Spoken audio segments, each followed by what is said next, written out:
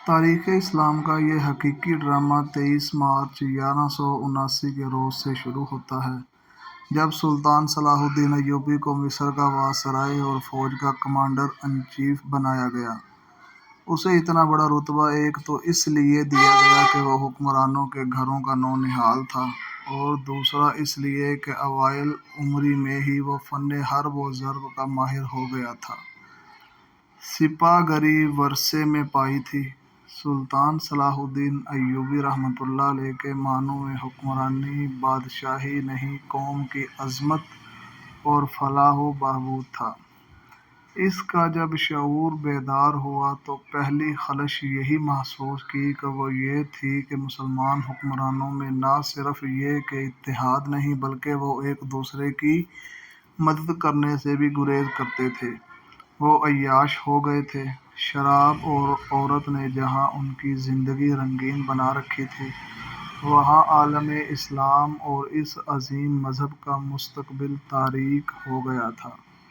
ان امیروں، حکمرانوں اور رئیسوں کے حرم غیر مسلم لڑکیوں سے بھرے رہتے تھے۔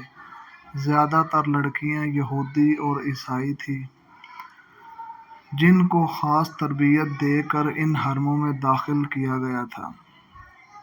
غیر معمولی حسن اور اداکاری میں کمال رکھنے والی یہ لڑکیاں مسلمان حکمرانوں اور سربراہوں کے کردار اور قومی جذبے کو دیمک کی طرح چاٹ رہی تھیں۔ اس کا نتیجہ یہ تھا کہ صلیبی، جن میں فرینک فرنگی خاص طور پر قابل ذکر ہے، مسلمانوں کی سلطنتوں کے ٹکڑے کرتے ہڑپ کرتے جا رہے تھے، اور بعض مسلمان تو شاہ فرینک کو سالانہ ٹیکس اور جزیہ بھی دیتے تھے، جس کی مثال گنڈا ٹیکس کی سی تھی۔ صلیبی اپنی جنگی قوت کے رعب اور چھوٹے چھوٹے حملوں سے مسلمان حکمرانوں کو ڈراتے رہتے، کچھ علاقوں پر قبضہ کر لیتے، ٹیکس اور تاوان وصول کرتے۔ ان کا مقصد یہ تھا کہ آہستہ آہستہ دنیائے اسلام کو ہڑپ کر لیا جائے۔ مسلمان حکمران اپنی رعایا کا خون چوس کر ٹیکس دیتے رہتے تھے۔ ان کا مقصد یہ تھا کہ بس انہیں عیش و عشرت میں پریشان نہ کیا جائے۔ فرقہ پرستی کے بیج بو دیے گئے تھے۔ ان میں سب سے زیادہ خطرناک فرقہ حسن بن صباح کا تھا، جو سلطان صلاح الدین ایوبی رحمۃ اللہ علیہ کی جوانی سے ایک صدی پہلے وجود میں آیا تھا۔ یہ مفاد پرستوں کا ٹولہ تھا، بے حد خطرناک اور پراسرار۔ یہ لوگ اپنے آپ کو فدائی کہلاتے تھے، جو بعد میں حشیشن کے نام سے مشہور ہوئے، کیونکہ وہ حشیش نامی ایک نشہ آور شے سے دوسروں کو اپنے جال میں پھانستے تھے۔ سلطان صلاح الدین ایوبی رحمۃ اللہ علیہ نے مدرسہ نظام الملک میں تعلیم حاصل کی۔ یاد رہے کہ نظام الملک دنیائے اسلام کی سلطنت کے ایک وزیر تھے۔